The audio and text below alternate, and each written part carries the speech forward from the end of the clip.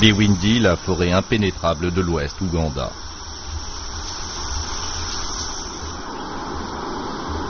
C'est une des dernières étendues de forêt vierge d'Afrique.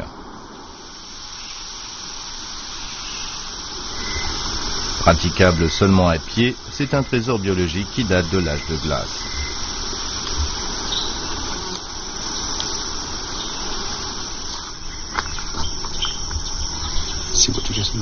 La forêt abrite des formes de vie d'une diversité et d'une profusion spectaculaire avec des centaines d'espèces d'arbres, de fougères, de fleurs et d'oiseaux.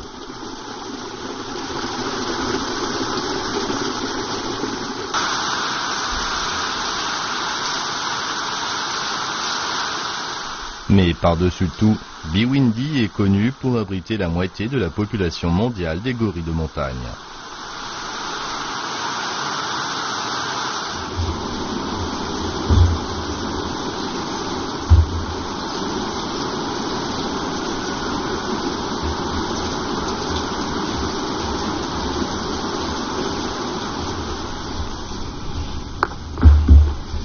À 10 heures de voiture de Entebbe se trouve une organisation déterminée à sauver les gorilles pour les futures générations. L'ONG Conservation Through Public Health, qui veut dire en français conservation pour la santé publique, c'est une grande idée de Gladys Kalema, une scientifique vétérinaire avec une passion pour mettre ses compétences en pratique. Quand j'étais vétérinaire au Royaume-Uni, j'étais autorisée à travailler parfois avec des espèces de mon choix. Et c'est quand je suis venue à Bwindi que je suis tombée amoureuse des gorilles et de leur préservation. Ils nous ressemblent beaucoup. Nous partageons le même patrimoine génétique à 98,4%. Et quand vous les regardez, vous ressentez une affinité. Mais ils sont très peu. Il ne reste que 1000 gorilles des montagnes dans le monde. C'est une autre raison pour laquelle c'est passionnant de travailler avec eux, car je sais que lorsque vous êtes en train de sauver une espèce très menacée et que vous l'empêchez de s'éteindre, c'est une priorité.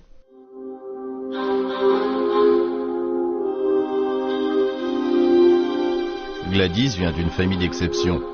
Ses deux parents étaient des personnages d'importance nationale.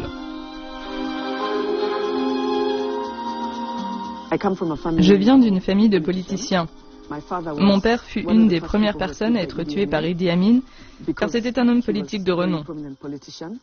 Il a beaucoup participé au développement de l'Ouganda et je me suis dit que c'était important de poursuivre son rêve de développer le pays. Ma mère a commencé la politique lorsque le président Museveni est entré au pouvoir. C'était la première femme députée.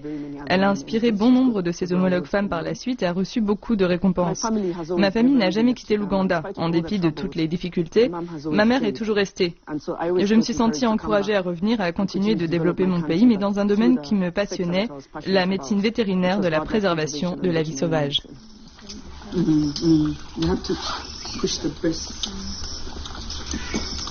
Gladys est une des seules vétérinaires de la vie sauvage de ce pays. Elle s'est portée volontaire pour aller dans les jungles de ce pays, la forêt de Bwindi, les parcs nationaux, et soigner les gorilles, les chimpanzés. C'est inhabituel pour une femme, vous savez, de se porter volontaire pour aller dans ces endroits dangereux. Mais Gladys l'a fait.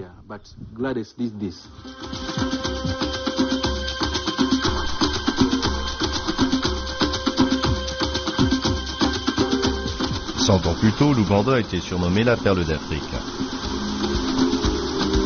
À l'intérieur de ses frontières, on pouvait voir la vie sauvage sous tous ses aspects et en abondance.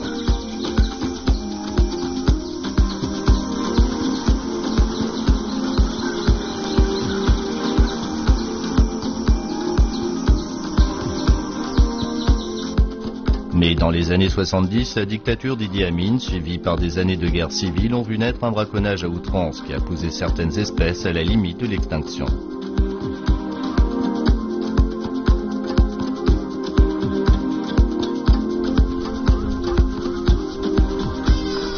Depuis le milieu des années 80, une fois la paix restaurée, de nombreux efforts ont été faits pour réparer les dégâts.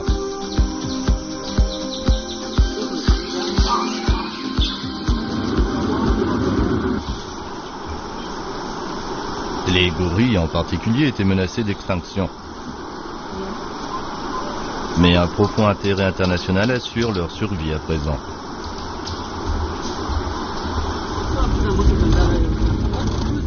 Gladys et son équipe sont venus à Bhiwindi pour suivre une famille de gorilles qui vit loin des traditionnelles routes touristiques.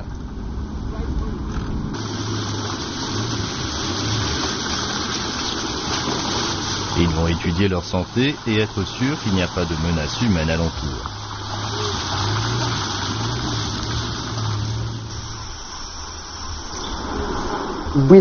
Bhiwindi est une très vieille forêt avec des arbres qui ont 1000 ans. Il en existe une grande variété, vous savez, ainsi que des plantes et des animaux. Elle fait maintenant partie du patrimoine mondial de l'UNESCO. C'est une autre raison pour laquelle les conditions d'entrée dans le parc de Bhiwindi sont spéciales.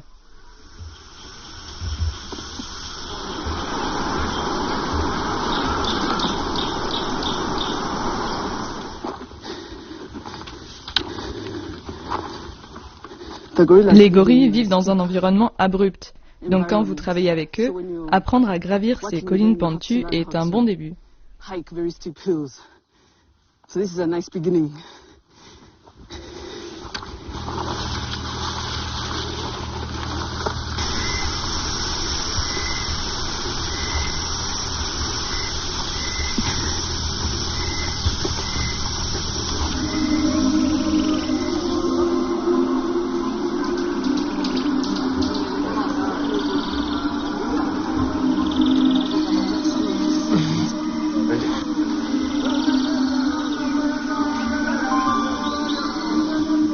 Les familles de gorilles sont constamment en mouvement. Elles peuvent faire jusqu'à 1 kilomètre dans la brousse et construire un nouveau nid chaque nuit. Les trouver est parfois long, difficile et fait suer.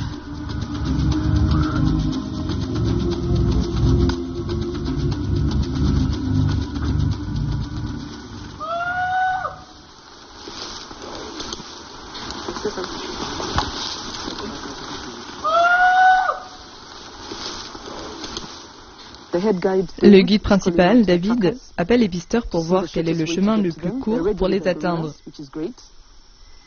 Ils sont déjà avec les gorilles, ce qui est génial, donc vous n'aurez pas à les chercher. Mais si vous ne marchez pas assez vite, les gorilles continueront à avancer et nous devrons continuer à les suivre. Un jour, j'étais au Congo avec Stephen. Les pisteurs avaient trouvé les gorilles, mais nous avions mis trop longtemps à les approcher et les gorilles ont commencé à se battre avec un autre groupe et nous ne les avons pas vus du tout ce jour-là. Donc nous devons nous dépêcher de rattraper les pisteurs.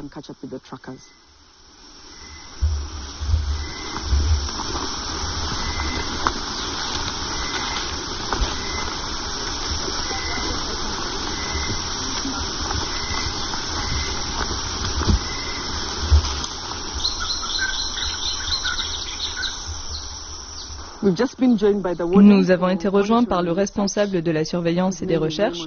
Son nom est Raymond Kato. Il est sur le point de s'effondrer aussi comme moi.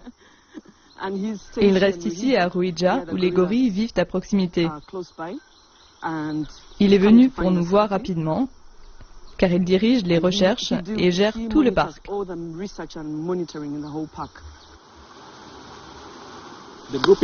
Le groupe que nous traquons est appelé Orizogo. Orizogo est le nom local d'une plante dans cette partie de la forêt qu'ils utilisent pour se nourrir.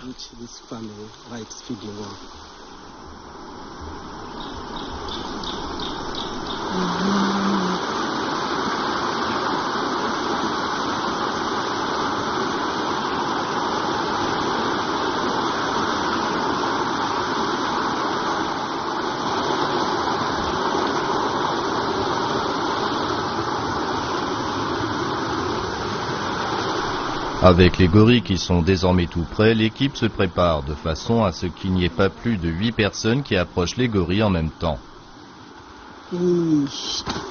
C'est pour éviter au maximum de les perturber. C'est aussi pour réduire le risque d'infection humaine.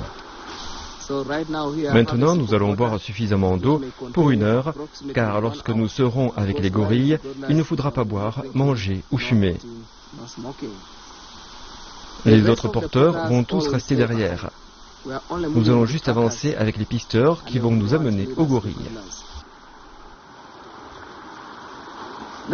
L'inclinaison de la végétation vous montre où les suivre. Ils laissent une très bonne trace sur le sol. Nous sommes chanceux, c'est comme ça que nous les repérons.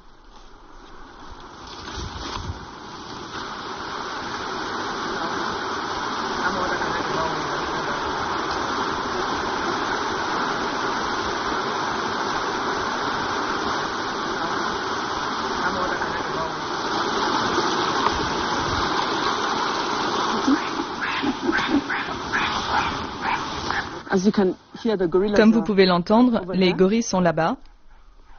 On dirait qu'ils sont en train de se battre.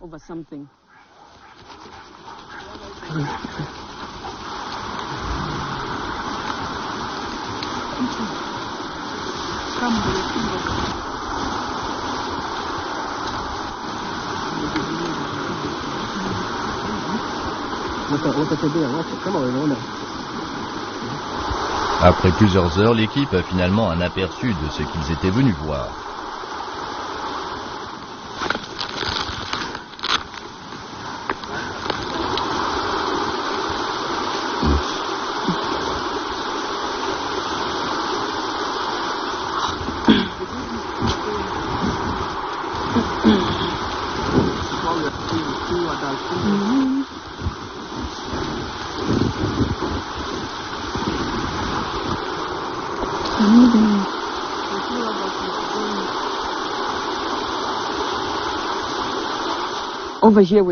Ici, nous voyons une famille parfaite. Il y a le père qui est allongé sur le ventre, le bébé qui joue sur lui, soit un nourrisson qui doit avoir 1 an, et un jeune qui doit être son grand frère, puis la mère.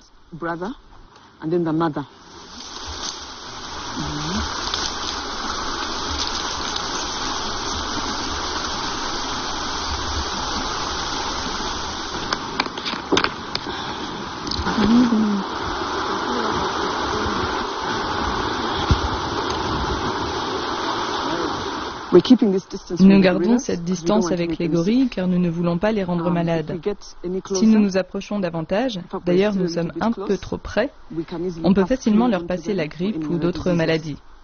Les plus jeunes, surtout, veulent s'approcher de vous et aussi en étant trop près, vous perturbez leur comportement. Si nous nous étions plus approchés, ils se seraient comportés différemment.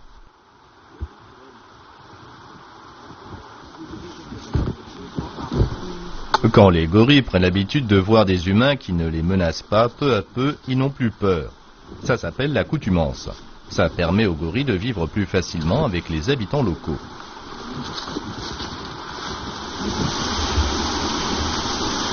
Des gens qui auraient été braconniers deviennent gardes forestiers et prennent soin des gorilles qui sont devenus une source de revenus via le tourisme. Avec un meilleur revenu, leur santé s'améliore et ils ont encore plus envie de les préserver. Quand vous protégez un groupe de gorilles, la communauté en retire beaucoup d'avantages. Leur vie change, leurs revenus augmentent, leur santé s'améliore. Donc c'est un très bon groupe à repérer en ce moment. Ça fera vraiment une différence pour cette communauté.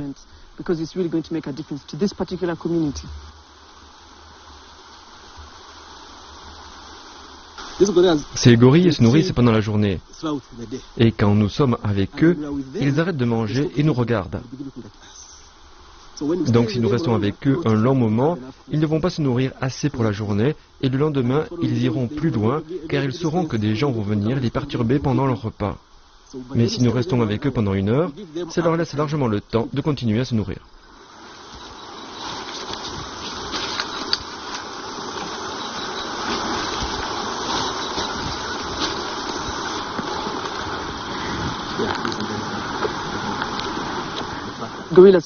Les gorilles ont des bébés seulement tous les 4 ou 5 ans. Et nous avons découvert que ce nombre a augmenté en passant de 300 à 400 gorilles et nous en sommes très heureux. C'est très positif, car cela signifie que beaucoup de nos efforts de préservation paient. Comme vous pouvez le voir, le bébé est très libre et heureux. Si nous continuons à ce rythme, à nous occuper d'eux et à protéger leur habitat, peut-être qu'il quittera ce groupe et il y aura plus de gorilles. Et nous sommes heureux de cela.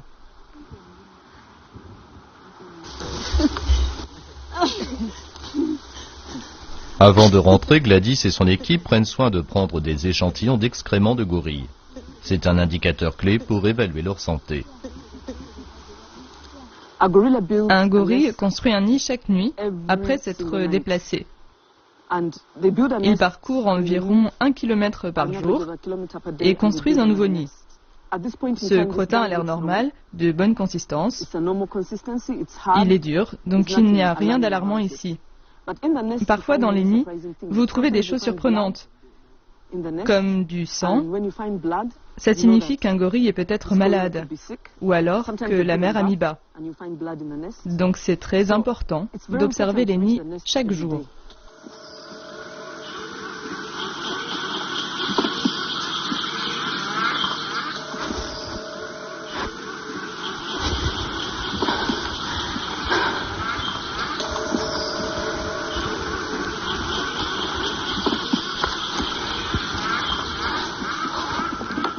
C'est très thérapeutique quand je repère les gorilles. Donc je suis très contente de l'avoir fait et de les avoir approchés. On les a trouvés avant la nuit et ils ont l'air en bonne santé, ils étaient très actifs. C'était bien d'en avoir appris plus sur eux.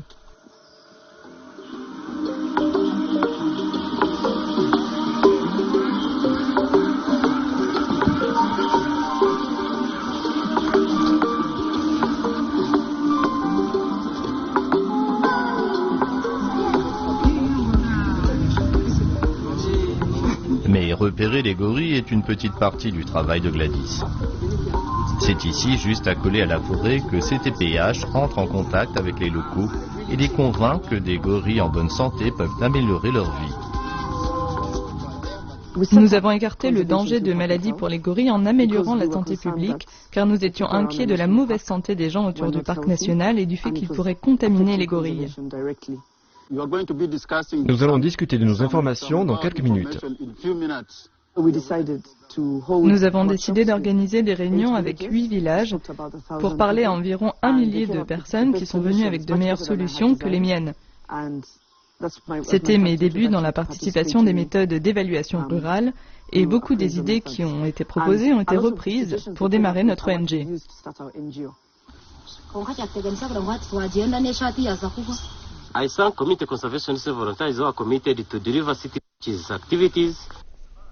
Pour survivre, les gorilles doivent être à l'abri des infections humaines.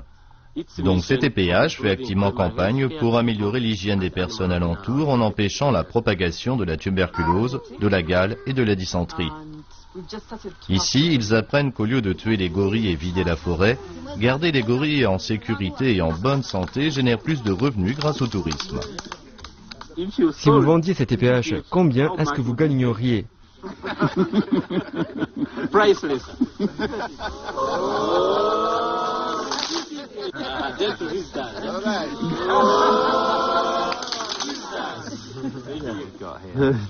Des volontaires viennent du monde entier pour soutenir Gladys et son équipe. Guy Hodkinson et Bernie Warmington ont eu tous les deux envie de venir ici pour travailler parmi les locaux. C'est juste génial d'aller quelque part où quelque chose de positif a lieu et de sentir que vous avez une sorte d'influence là-dessus, plutôt que de recevoir des informations où tout va presque toujours mal. Donc ça fait du bien d'être ici et d'essayer de changer quelque chose directement. Juste 2 semaines après mon arrivée, j'ai rencontré les personnes les plus incroyables que j'aurais pu imaginer. Et pour moi, les gens et l'atmosphère du lieu ne ressemblent à rien de ce que j'ai connu jusqu'ici. C'est incroyable.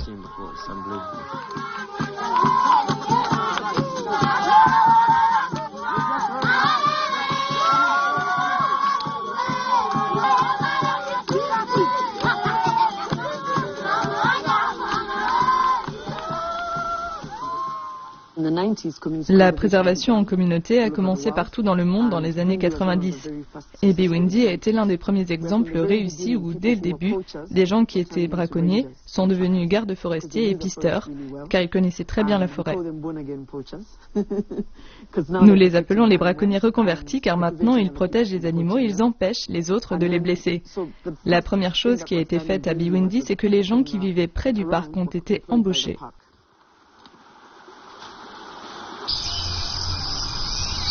CTPH est aussi sérieusement engagé dans les sciences dures.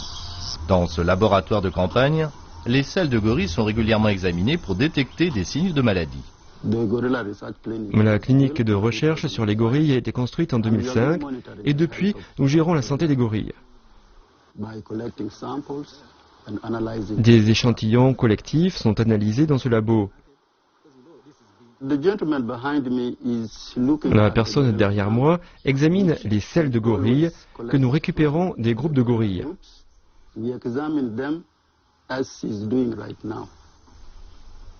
Nous recherchons des vers qui pourraient être dangereux pour les humains, le bétail et la vie sauvage, en particulier les gorilles. Si nous trouvons quelque chose de bizarre, nous en informons tout de suite le Dr Gladys Kalema Sikusuka, qui est la principale investigatrice, et qui en informe immédiatement l'autorité ougandaise de la vie sauvage pour une intervention immédiate.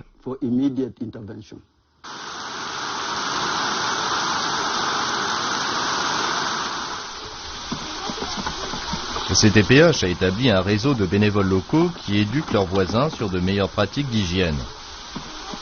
Pour encourager ces volontaires, des projets sur le bétail ont été mis en place de façon à ce qu'un autre revenu vienne subventionner leurs efforts.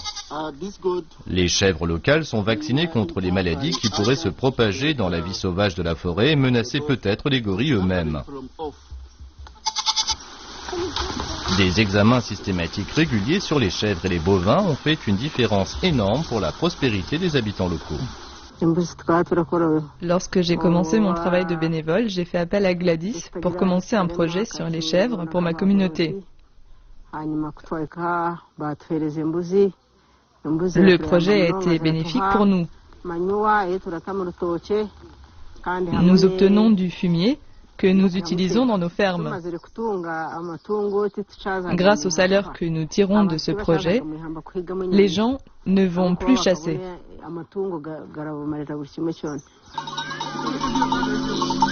Mais peut-être que le plus grand défi auquel doit faire face l'Ouganda est la croissance démographique. À son indépendance en 1962, l'Ouganda n'avait que 7 millions d'habitants. Aujourd'hui, le nombre est 5 fois plus élevé, avec 35 millions. L'empiètement sur les parcs nationaux est devenu un grand problème avec la croissance démographique de l'Ouganda, qui est environ la plus rapide du monde, avec 3,3%, et un pays qui ne s'agrandit pas.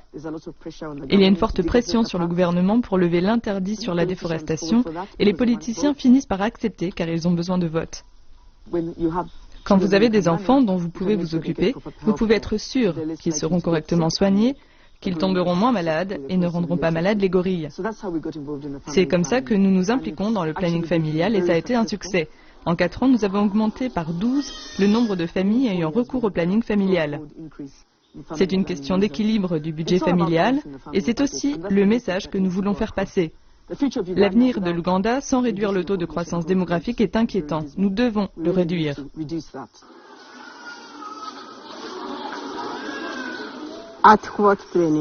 Il y a une grande amélioration depuis la mise en place de mesures d'hygiène et de services de planning familial.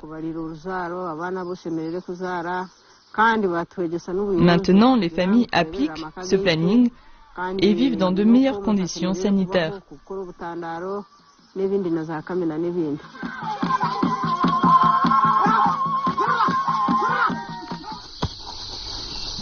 En tant que chef, Gladys montre l'exemple.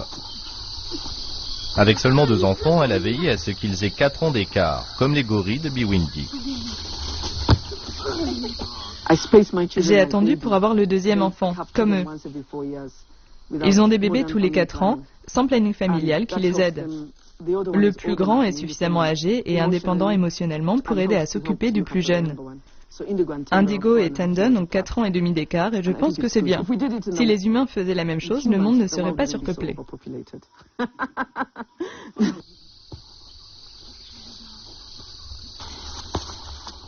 Je fais de mon mieux pour les avoir près de moi, les faire bouger autant que possible et avoir autant de contact avec eux que possible. Je sais que le contact entre un enfant et ses parents est très important.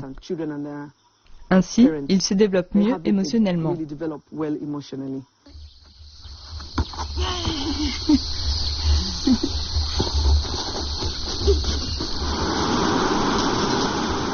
Mais c'est pour son travail avec les gorilles et leurs voisins, les humains, que Gladys est le plus respectée.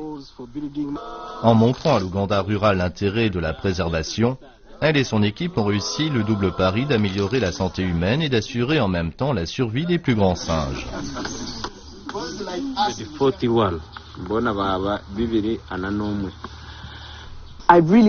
J'ai beaucoup aimé travailler avec les groupes de femmes et les femmes bénévoles. Nous avons des liens étroits et ça les inspire de voir une femme dirigeante. Elles ont maintenant des responsabilités dans la communauté. Elles sont devenues des chefs de la préservation dans leur village et je suis sûre que ça les a inspirées parce que je suis une femme. Une chose que je veux dire aux jeunes filles, c'est de poursuivre leurs rêves, qu'elles travaillent là où il y a une majorité d'hommes, si c'est ce qu'elles veulent faire, et le reste suivra. J'ai été une source d'inspiration pour mes nièces. Elles ont trouvé ça marrant de voir leur tante tenir un fusil anesthésiant pour immobiliser un animal. Gladys a une passion et je pense que c'est le facteur le plus important qui l'a guidée pendant toutes ces années de travail. Par conséquent, elle a été impliquée dans la protection de la vie sauvage à un niveau officiel et a donné des informations d'une valeur inestimable, mais aussi donné des conseils en gestion sur la protection de la vie sauvage en Ouganda.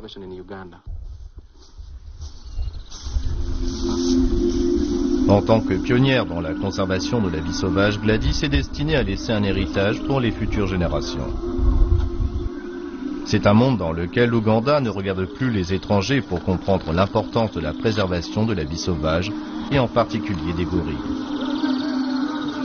Je veux qu'on se souvienne de moi pour avoir créé des systèmes qui encouragent la préservation de la nature par le lien entre la santé des gens et celle de la vie sauvage qui sont interdépendantes. Responsabiliser les gens pour qu'ils prennent leur situation en main et qu'ils améliorent leur vie.